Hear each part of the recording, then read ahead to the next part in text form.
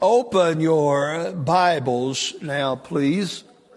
I'll try to get the tears from my eyes so I can better focus on the text. Acts chapter number 27. Our text verses are verses number 21 through 25, or 26, better still. And my message is entitled, The Angel Visits Paul. You'll notice the text in chapter 27 of Acts, beginning with verse number 21. But after long abstinence, Paul stood forth in the midst of them and said, Sirs, you should have hearkened unto me and not have loosed from Crete, and to have gained this harm and loss. And now I exhort you to be of good cheer, for there shall be no loss of any man's life among you, but of the ship. For there stood by me this night the angel of God. And notice these words, whose I am. And notice these words, and whom I serve. Saying, Fear not, Paul, thou must be brought before Caesar. And lo, God hath given thee all them that sail with thee. Wherefore, sirs, be of good cheer. For I believe God that it shall be even as it was told me. And in verse 26, howbeit we must be cast upon a certain island. Let's pray. Father, thank you for this Lord's Day, and Lord, for this great corporate attendance and the great audience listening online. Thank you, Lord, for the congregational singing, the wonderful Bible study, and all the age groups. And thank you, Lord, for the choir and those special songs that we've just heard. Thank you.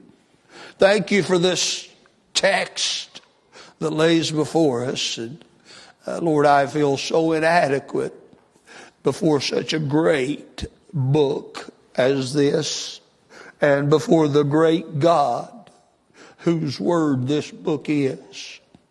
Lord, may we learn today, and may we get help. And Father, if there's any man, woman, boy or girl that has not yet trusted Christ, Lord, help them to make the decision to own Christ as Lord and Savior today. And help people, Lord, to surrender their lives to service, to serve Jesus. For it's in His name we pray, and amen. This is, I think, about the 16th in our series of messages on encounters with angels. On this occasion, the angel of God visited the Apostle Paul. Now, sometime earlier, the Jews who rejected Christ and hated Paul's preaching stirred up the populace against him and actually tried to kill him. Well, because of their accusations, he was arrested and brought before the Sanhedrin, the highest Jewish tribunal of that day. But they were divided, at odds with one another over his message, and they were unable to settle anything. So, during this time, the Lord appears to Paul and told him that he must preach the gospel at Rome. So after the Sanhedrin, he stood before Felix, the governor of Caesarea, but his trial there was postponed. After 2 years, Festus became governor, and Paul stood before him and appealed unto Caesar. King Agrippa then heard his case and made arrangements for him to be sent to Rome. Now, this is where the story in our text picks up. Paul is being sent to Rome to appear before Caesar. He and other prisoners are transported by ship. The weather turned bad, and the winds were blowing and kept worsening. So they stopped at a place called Fair Havens. And there, God revealed to Paul that they should go no further till winter was over, and that if they tried to, they'd suffer great loss at sea.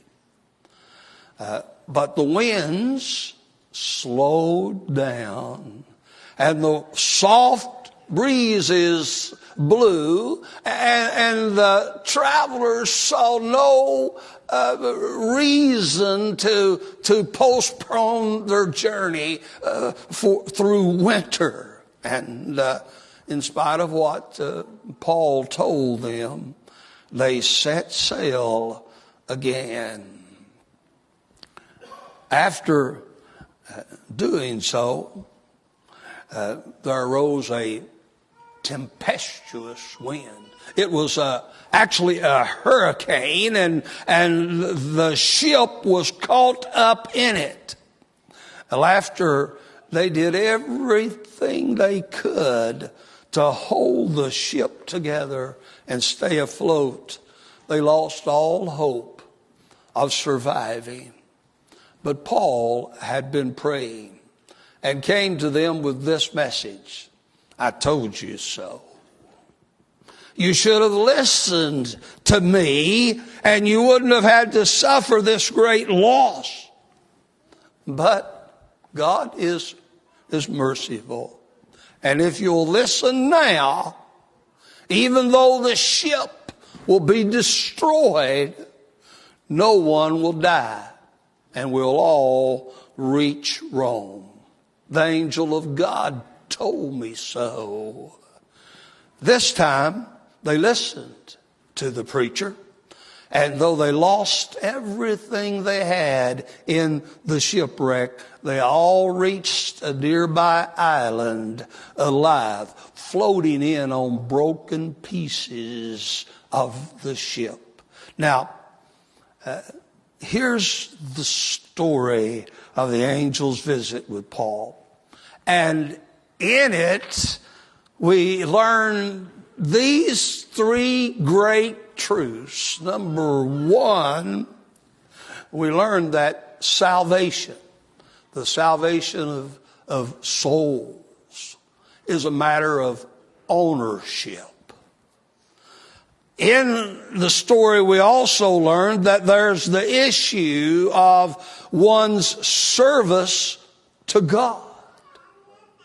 And then lastly, in the story, we learn about the matter of providence. But think with me, first of all, about the subject of salvation. The salvation of our souls. The assurance that we're going to heaven when we die. Notice, if you will, that in speaking of this angel's visit, Paul spoke these words: For there stood by me this night the angel of God, and notice he added these words, whose I am. Now, obviously, Paul could have told them about the angel's visit. And he could have given them the message that he does without emphasizing the fact that he belonged to God. But he doesn't. He takes this opportunity to tell all the travelers on that ship that he belonged to God. Oh, what a tremendous message lies within just those words, I belong to God. Paul was a Jew of Tarsus and a citizen of the prominent city called Cilicia. But he was more than that. He was the possession of God. He belonged to God. The Bible tells us that Paul was a free-born Roman citizen. And some have made the mistake thinking he wasn't, and on an occasion he had to correct them and said, listen, I'm a free-born Roman citizen. I got all the rights of citizenship. But he was more than a Roman citizen, a free-born Roman citizen. He belonged to God. The Bible tells us that he was a Hebrew by birth, a Pharisee, and it's emphasized, not only am I a Pharisee, I'm the son of a Pharisee, the strictest religious sect in our day. But he was more than a Pharisee, more than a son of a Pharisee. He was the possession of God. He belonged to God. The text tells us he was a prisoner on that ship, just like all the others. But different from the others is the fact that he belonged to God. And what I want you to see, he is owned by God. He belongs to God. And I'm emphasizing that statement so strongly because it presents a clear distinction in peoples. It distinguishes among men and women and boys and girls. This is what we're to understand. He said, whose I am. Did you know this? If you read John chapter 8 and verse 44, you're going to discover that not everybody belongs to God. In fact, the Lord Jesus Christ told many of those Jewish people that hated him and rejected his message and didn't want anything to do with him. He said to them, you are of your father, the devil, and the works of your father you will do. Not everybody belongs to God. Multitudes, Jesus said, belongs to the devil. And here's what we're to understand. One may have religion. One may believe in God. and still not belong to God. That was the Apostle Paul's situation he described in Philippians 3, 4 through 9. He had all of his T's crossed religiously, all of his I's dotted religiously. He had all that religiosity stuff in order, but he still didn't belong to God until he gave himself to the Lord on the road to Damascus. In his religion, he was actually doing wrong things. And God had to get his attention. He was going to Damascus to arrest those New Testament Christians that were following Jesus. So religious was he. We're not going to put up with this new sect. And on the road, he's literally at noonday,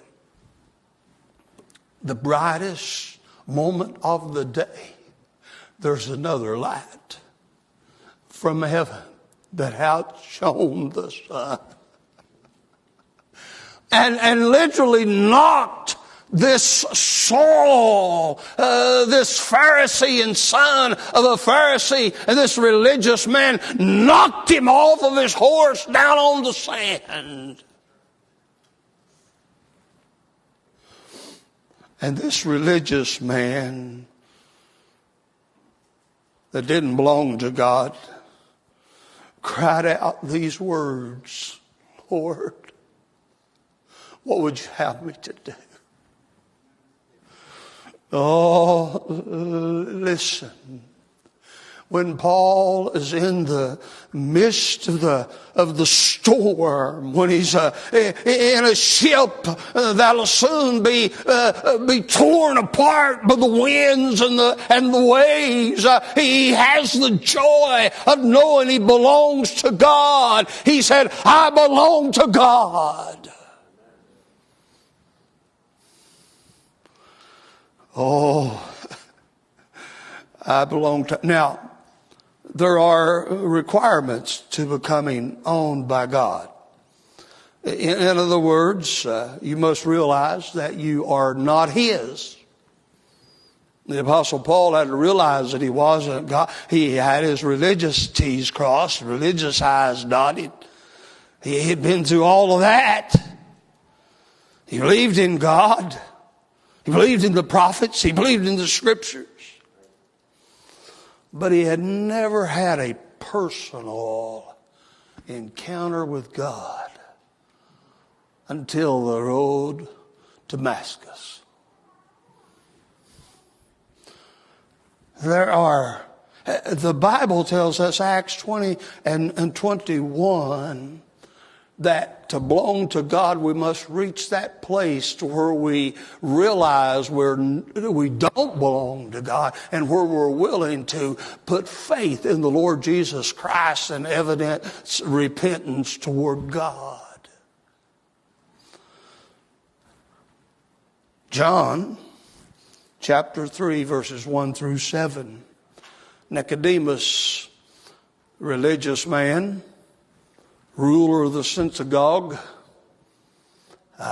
believed in God, believed in Jesus, believed in miracles. The Bible said he came to Jesus by night. And the Lord spoke to him, and I'm sure, as the saying is, it floored Nicodemus. Because when he said all this, I believe, Jesus looked at him and said, Nicodemus, verily, verily, I say unto thee, except you be born again, you cannot see the kingdom of God.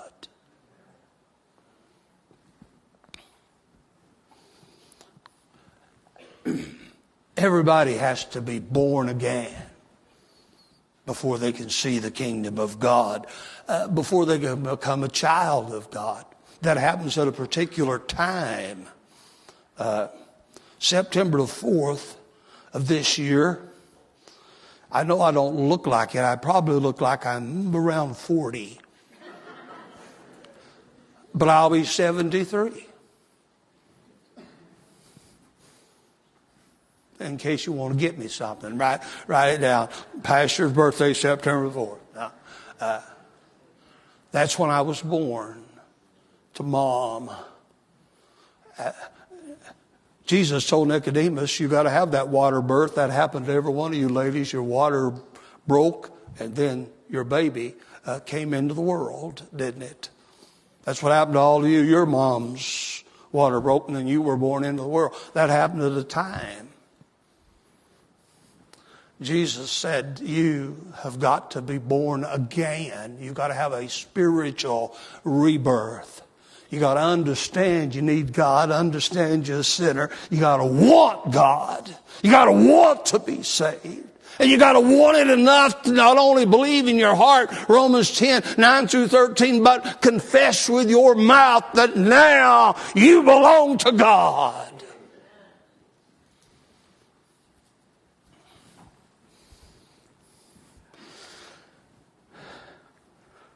The matter of ownership. Salvation is a matter of ownership.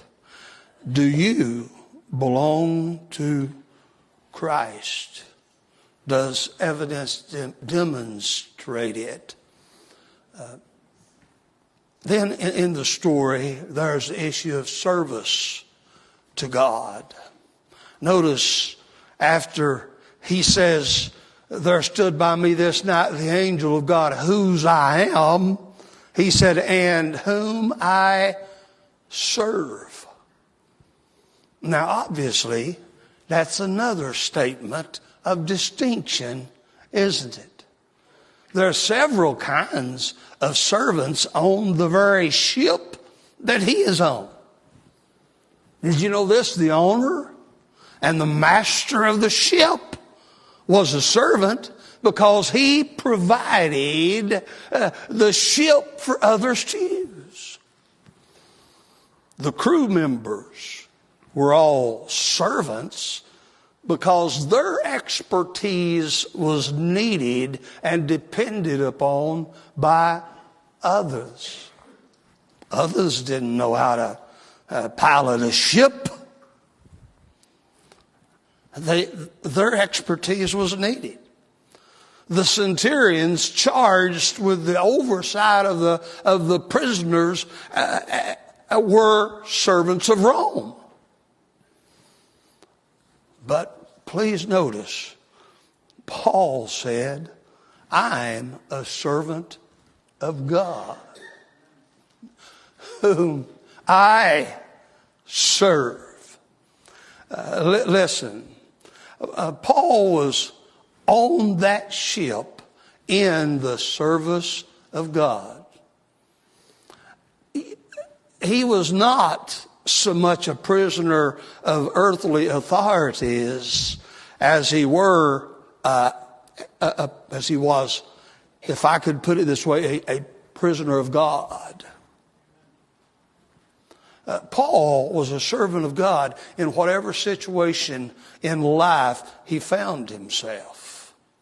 Now, with that in mind, he emphasizes, I belong to God, and then he emphasizes to all the people on the ship, I serve God. And all of them are servants of God, or servants not of God, I'm sorry, but they were servants under all of the planet. They were servants to one another and society and all of that. But Paul distinguishes himself and says, I'm a servant of God. Through all the storms of life, and the Raines family has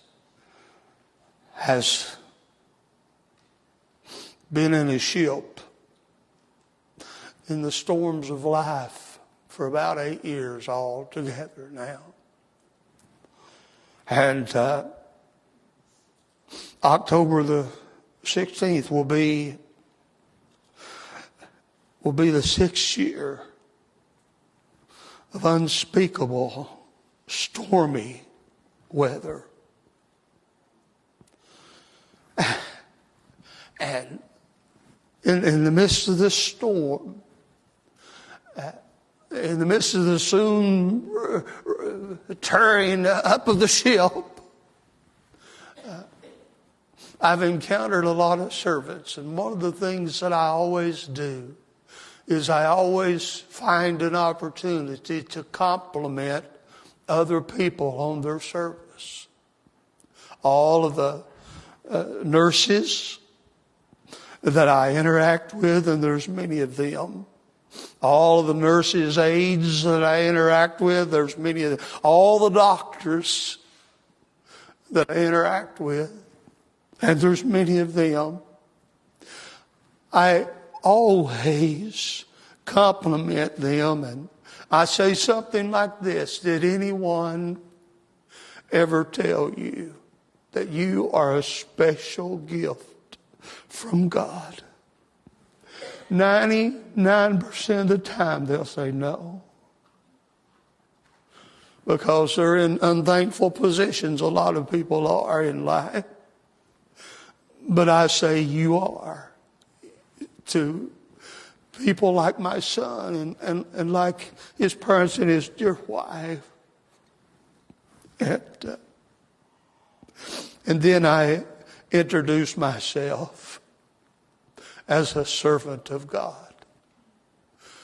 Where you do this, and you help so many people go through the storms of life physically. What I've done for decades, my whole life, I spend helping people with their spiritual condition, helping them with their soul. I tell them all, I help people get to heaven from here. Did you ever think about just telling somebody you're the servant of God? Just tell them. That's what Paul does. You know, many serve themselves under the pretense of serving God. And circumstances always arise where who's who, what's what comes to light. Many serve God just half-heartedly. Unreliable, And then many serve God only when it's easy to serve God, only when the soft breezes upon the ship of life are blowing. It's easy to serve God then. But when the storm comes, they feel like God has forsaken them. And they jump ship. Jump Christian ship. Well, I serve God. What's He doing for me? And then many will not serve God during the good times. People are peculiar, aren't they? They won't serve God when the soft breezes blow. I'm not serving God. I'm enjoying the beach. I'm enjoying the breezes, the soft breezes. And the only time that you can get them serve God is when a calamity comes, when a tragedy comes. And then often you can see them come to serve God. Oh, but listen, be a servant of God when the wind blows softly. And be a servant of God when the winds blow severely. When the storm rages. I still belong to God. When the storm rages, I'm still going to serve God. me tell you something. It doesn't matter what you do or don't do. God's still God. And the biggest mistake people make in life is assuming that it sometimes changes whether there's a God. God's God no matter what you do. The wisest thing you can do is bow in humble submission to Him, no matter what the circumstance of life. Lastly, I'll close with this. There's the matter of providence to consider. We notice in the text that even though they were assured of reaching Rome, even though they had that assurance, please notice that the Lord tells them that the Apostle Paul says in verse 36, he said in verse 25, you can be of good cheer. I believe God. It's going to be even as God told me. And may I just say something? It'll be always as God says. He spoke to the Jews in Romans. I think you'll find in chapter 3. What about those that don't believe? Doesn't matter. God's still God. Whether you believe or not, He's still God. What He said is still, His word's still true. What if some does not believe the Bible? It don't matter. The Bible's still the Word of God. Howbeit, we must be cast upon a certain island. Now, isn't that, well, we're going to reach the island of miracles, because there's going to be some miracles take place there. We're going to reach the island of safety, because we're going to find safety there. But before we get to the island of miracles and the island of safety, some things have got to happen. In God's sovereign providence, He said you're going to be cast upon an island. First of all, the ship's going to break up first of all. And you think you're going to drown, but about the time you start to go under, there'll be a board from the ship within arm's reach. And you'll put your arm on the board and it'll float, and you'll hold on to the board till you get to the island of miracles and safety.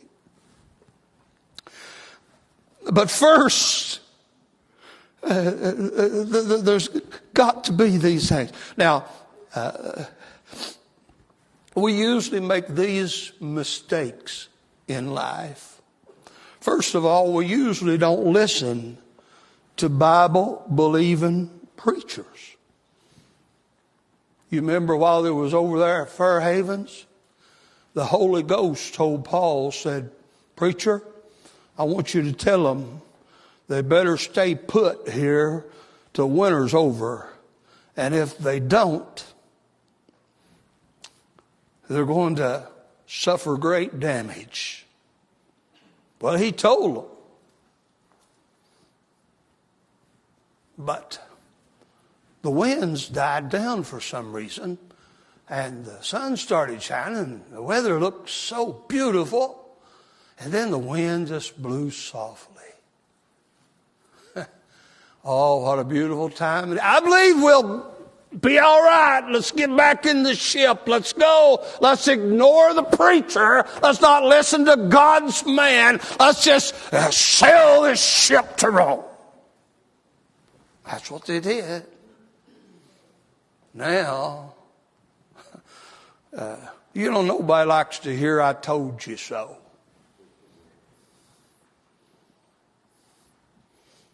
But Paul didn't avoid telling them. He said, I told you so. I told you so. You know, it's always sad to go to the bedside or go to someone that's calamities come. And you know it could have been avoided if they had listened to God. If they had obeyed God. If they had stayed put in the will of God. You hate to say, I told you so. But notice, he said, but listen, be of good cheer. God, there's going to be loss of this, but you're going to live through the shipwreck and you're going to reach that island of miracles. Now, here's how I want to conclude the message. I'm sure that all of us have had some disappointing experiences in life. The ship we felt safe in broke apart in a storm. We struggled on broken pieces of our dreams to just survive and reach solid ground. We may even now be struggling with disappointment and shattered dreams. But just now, let me remind you of this. Take cheer. If you belong to God, if you're in the service of God, you'll get through the storm all right. The island of miracles and joy awaits you. Providence has brought some of us here today. Oh, listen. I was out visiting yesterday, and I use many approaches in dealing with people, and sometimes I can see on their face that they ain't too happy that I'm there. So when I see that, I say, you know, I'm an old man. Can you be kind to me? And you'd be surprised. I sometimes I've been pastoring 45 years and I'm tired. Could you be kind to me? And you can see a smile come across her face. And they'll listen to me then for a while. But listen, providence, that's God directing the affairs of your life without you knowing it. And a lot of times people will show up at a place like this, listen to an old preacher like me, and they just come because somebody else came, or mommy made them come, or daddy made them come, or a buddy said, if you'll come, I'll take you out to lunch later. And you don't really want to be here, but you're here. Can I tell you something? That's the providence of God. Got you where you can hear God's love and His message, or if you'll receive it and embrace it, your whole eternity can change, and you can get on board for glory land by saying, like Paul did, "Here, my Lord, what would you have me to do? What would you have me to do?" Let's stand.